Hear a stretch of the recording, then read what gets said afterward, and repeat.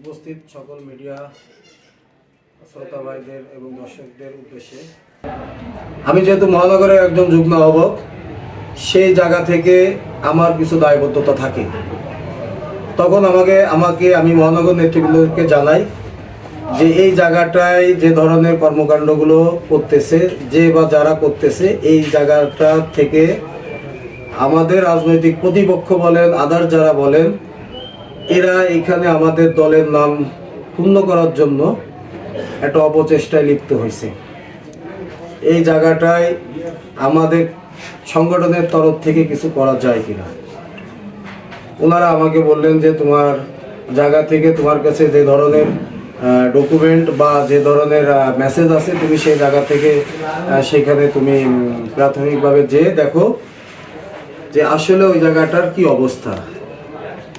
গেছিলাম মিডিয়াকে সাথে নিয়ে চাঁদাবাজির বিরুদ্ধে প্রতিরোধ করতে গেছিলাম। ওইখানে খুলনা নিউ মার্কেটের পাশে বায়তুল নূর জামে মসজিদ, খুলনা শহরের মধ্যে সব থেকে একটা গুরুত্বপূর্ণ একটা মসজিদ। এটা আল্লাহর ঘর, এটা মুসলমানদের আবেগের স্থান। এই মসজিদের সামনে দীর্ঘ সময় ধরে, প্রায় বছরের খানিকের উপরে, এই মসজিদের সামনে মুসল্লিদের যে পথটা, এই পথটা সামনে থেকে এমনভাবে ফুডকোর্ট, অবৈধ ফুডকোর্ট এমনভাবে ঘিরে এই পথটাকে ছোট করে রাখছিল যে মুসল্লিরা যে নামাজের উদ্দেশ্যে মসজিদে যাবে সেই জায়গাটা পর্যন্ত এই পথটা আটকানো ছিল। এই ধরনের মেসেজ আমার কাছে ছিল। আমি মিডিয়াকে সাথে নিয়ে ওইখানে উপস্থিত হই। আমি ওইখানে প্রাথমিকভাবে প্রথমে আমি নক করি হচ্ছে বায়তুল নূর জামে মসজিদের বর্তমান কমিটির যে রানিং কেশিয়ার, সৌদের বড় ভাই, উনি একজন ভদ্রলোক, মোহাম্মদ ওদুদ আহমেদ। আমি যতটুকু জানি ওনাকে ওদুদ নামেই সবাই চেনে। ওনাকে আমি ওইখানে যে ওনাদের একটা অফিস আছে, মসজিদ কমিটির একটা অফিস আছে, উনি ওই অফিসে বসেন। যাক, আমি ওনাকে যখন ফোন দিই তখন উনি আমাকে বলেন যে তুমি মার্কেটের ভিতরে আসো। আমি মার্কেটের ভিতরে আছি। আমি গেলে উনি আমাকে একটা রুমের মধ্যে নিয়ে যায়। ওটা আমার জানা মতো রুমটা হচ্ছে বায়তুল নূর শপিং সেন্টার দোকান মালিক সমিতির 115 নম্বর দোকান মালিক সমিতির নামে যে অফিসটা, ওটা সেই অফিসটা। ওই অফিসটার বিষয়ে পরে কথা বলি। যাক, ওইখানে অদূত ভাই আমাকে নিজে নিয়ে যায়। এখানে মিডিয়া ছিল, আরও অনেকে ছিল, সোনাডাঙ্গা থানার নেতৃবৃন্দরাও ছিল আমার সঙ্গে, প্লাস মহানগরের নেতৃবৃন্দরাও আমার সাথে ছিল। সেইখানে আমি অদূত ভাইয়ের কাছে জানতে চাই যে ভাই, 5ই আগস্টের আগে বায়তুল নূরের সামনের ফুডকোর্টে আসলে দোকান কতগুলো ছিল, কয়টা ছিল? আমি শুনছি যে আপনারা এই ফুডকোর্ট থেকে একটা টাকা মসজিদ কমিটি নাকি পায়। টাকার অঙ্কটা আসলে একজাক্টলি কত? উনি আমাকে স্পষ্টভাবে বলছিল যে আমি যতটুকু জানি, আমি 5ই আগস্টের আগে আমার হিসাবে 60 থেকে 65টা ফুডকোর্ট ওইখানে ছিল। 5ই আগস্টের পরে আমার নামে কোনো ফুডকোর্ট ওইখানে নাই।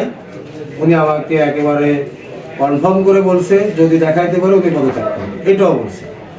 এবং বলছে 5ই আগস্টের পরে শেখ ফারুক হোসেন নামে যে ব্যক্তি, ইনি বিএনপির নাম ব্যবহার করে ইনি 5 তারিখের পরে ওইখানে উনার নেতৃত্বে যত্রতত্রভাবে যেখানে যেভাবে যার কাছ থেকে যেভাবে যা নেওয়া গেছে, কারোর কাছ থেকে 50,000, কারোর কাছ থেকে 20,000, কারোর কাছ থেকে 40,000, কারোর কাছ থেকে 1 লাখ, 2 লাখ টাকা পর্যন্ত নিয়ে এখানে অবৈধভাবে মসজিদের পথ প্লাস মসজিদের পিছনে যে রাস্তাটা থাকে সেই রাস্তাটাও আপনারা দেখতে পারবেন, সরজমিনে যে দেখবেন। আমি চ্যালেঞ্জ করে বললাম, সেই রাস্তা টোটাল 4-5টা এমনভাবে এই অবৈধ ফুডকোর্ট দিয়ে উনি ওইখানে একটা বিশাল টাকার বাণিজ্য, উনি ওইখানে চাঁদাবাজি, খুব ঠান্ডা মাথায় উনি চাঁদাবাজিটা করছে। আমি যখন অদূত ভাইকে বললাম যে ভাই, আপনি একজন মসজিদের রানিং কেশিয়ার হয়ে আপনি সেই জায়গাটা কেন আপনি আপনার মসজিদের পথটা কেন আপনি ক্লিয়ার রাখতে পারেন না? এই জায়গা থেকেও তো আপনার যে ব্যর্থতা, সেই ব্যর্থতার থেকেও তো আপনার সিটি কর্পোরেশন, যেহেতু এটা সিটি কর্পোরেশনের মার্কেট, আপনি তো কর্পোরেশনে জানাইতে পারতেন। ওনার সঙ্গে আমার যে কথোপকথন, সেটার সম্পূর্ণ ভিডিও ক্লিপ আমার কাছে আছে। প্রয়োজনে আপনাদের যদি দরকার হয় আমি আপনাদেরকে দিতে পারবো। উনি আমাকে ক্লিয়ারভাবে বলছে আমি 60 থেকে 65টা দোকানের টাকার হিসাব আমি দিতে পারবো যদি কেউ নেয়। এ ব্যতীত আর যা ফুড কোর্ট আছে, এই সব কোনো ফুড কোর্টের টাকা আমার কোনো দায়িত্ব নয়, আমার কাছে আসে না। আমি এই টাকার হিসাব আমি দিতে পারবো না।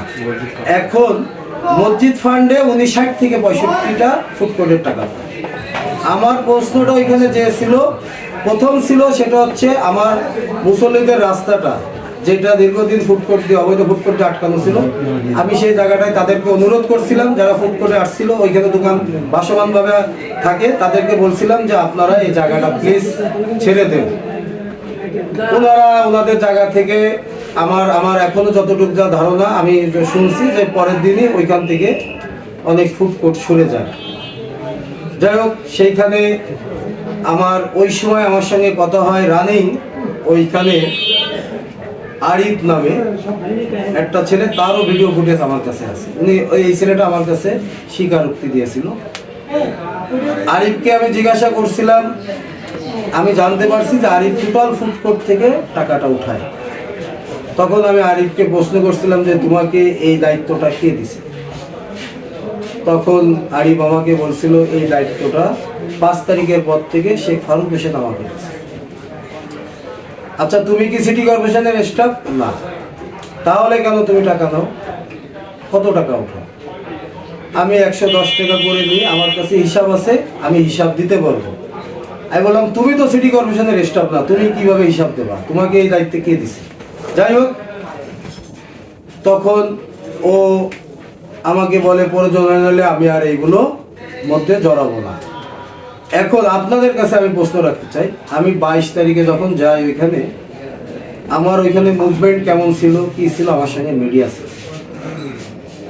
সেইখানে আমি গেছি এই চাঁদাবাজিটা কিভাবে বন্ধ করা যায়, চাঁদাবাজির বিরুদ্ধে কথা বলতে। পাশাপাশি সেখানে গেছি মুসল্লিদের পথটা কিভাবে খুলে দেওয়া যায়। এটা ছিল আমার মূল টার্গেট। এটা ছিল মহানগর স্বেচ্ছাসেবক দলের সংগঠনের পক্ষ থেকে, এটা ছিল আমার প্রতি দায়িত্ব দেওয়া, তাদের অর্পিত দায়িত্ব। আমি সেই জায়গা থেকে আমি কাজ করছি। সেখানে কি হয়েছে, সেইখানে আমাকে বলা হয়েছে আমি নাকি 22 তারিখে, আমি একটু আপনাদেরকে ক্লিয়ার করি, শেখ ফারুক হোসেন এই ব্যক্তি আপনার কোর্টে যে একটা অভিযোগ করছে, আমি নাকি 22 তারিখে, আমি প্লাস আমার ডাইন পাশে খুলনা মহানগর স্বেচ্ছাসেবক দলের 1 নম্বর সদস্য শেখ তরিকুল ইসলাম তারেক, আমার বাঁ পাশে খুলনা নিউ মার্কেট মাছ বাজার সমিতির সম্মানিত সভাপতি, এই 3 জনের নামে একটা অভিযোগ উনি কোর্টে দায়ের করেছে। অভিযোগে কি বলছে, প্রথম ঘটনার তারিখ উনি বলছে 22/2/2026 তারিখ সন্ধ্যা আনুমানিক 7:30 ঘটিকার সময় 1 ও 3 নং আসামি সহ অজ্ঞাতনামা আরো 8-9 জন অস্ত্রধারী সন্ত্রাসী আসামিগণ সম্পূর্ণ বেআইনিভাবে এবং একই উদ্দেশ্যে বাদী অর্থাৎ শেখ ফারুক হোসেন, যাকে ইতিমধ্যে ইনশাল্লাহ আমরা চাঁদাবাজ হিসেবে প্রমাণ করতে পারছি, আগামীতে আরো ভালোভাবে পারবো যদি আপনারা আমাদেরকে সহযোগিতা করেন। একে আমরা কোনোভাবে নিউ মার্কেট অঞ্চলে চাঁদাবাজি করতে দিব না। আমাদের দলের ভাবমূর্তি নষ্ট হচ্ছে। প্রয়োজনে আমরা মানববন্ধন সহ আরো কঠোর অবস্থান কর্মসূচি দিতে বাধ্য থাকবো। যাই হোক, যে কথাটাই ছিলাম, ঘটিকার সময় 1 ও 3 নং আসামি সহ অজ্ঞাতনামা আরো 8-9 জন অস্ত্রধারী সন্ত্রাসী আসামিগণ সম্পূর্ণ বেআইনিভাবে এবং একই উদ্দেশ্যে বাদীর বাইতুন নূর জামে মসজিদের নিচে অবস্থিত অফিসের চেয়ার ভাঙচুর করিয়া 50,000 টাকার ক্ষতি সাধন করেন এবং টেবিলে ড্রয়ার ভাঙিয়া 20,000 টাকা নিয়ে যায়। 83 রাজত্ব কায়েম করেন। বাদীকে না পাইয়া garage, motorcycle parking, car parking এর কাজ নিজেদের মধ্যে ভাগ বটরা 7 মিটাইয়া দেওয়ার হুমকি দিয়া চলিয়া যান। আমি আমার পরিচয়টা একটু আপনাদের কাছে আরও ক্লিয়ার করি। আমি রুবেল বিশ্বাসকে, আমার পরিচয় কি, আমি খুলনা শহরে কোন পরিবারের সন্তান, এটা খুলনার যারা লোকাল মানুষ তারা জানে আমি যে পরিবারের সন্তান। আমার বিরুদ্ধে যে অভিযোগ, সাথে আমার ডান পাশে বাম পাশে আমার যে দুই ভাই, তাদের বিরুদ্ধে যে অভিযোগটা আনা হয়েছে, এটা সম্পূর্ণ মিথ্যা, বানোয়াট, কাল্পনিক। আমাদেরকে সমাজের কাছে হেয় প্রতিপন্ন করার টার্গেট নিয়েই এই ধরনের একটা অভিযোগ তারা কোর্টে দায়ের করে শেখ ফারুক হোসেন। যাই হোক, এরপরে উনি আরও টুকে বলছে 26 তারিখও নাকি আমি ওইখানে গেছিলাম। ওইখানে যে আমি এবং 2-3 নম্বর আসামি তিনজন আমাদের সাথে দলবল ছিল, তাদের যে বরাদ্দ মানে কেডিএ কর্তৃপক্ষের কাছ থেকে লেজ দেওয়া যে বরাদ্দটা, সেইখানে যে নাকি আমরা বলছি এইখানে কার পার্কিং চালাইতে গেলে আমাদেরকে 30,000 টাকা দিতে হবে। সব থেকে হাস্যকর বিষয় হচ্ছে, আমার প্রথম চাঁদাবাজদের বিরুদ্ধে আমি প্রথম কাজটা শুরু করছিলাম 22/2/2026 সন্ধ্যার পরে। এরপরে আমার ডান পাশে আমার ভাই, উনি ওনার জায়গা থেকে উনি ওইখানে ভিজিট করছিল।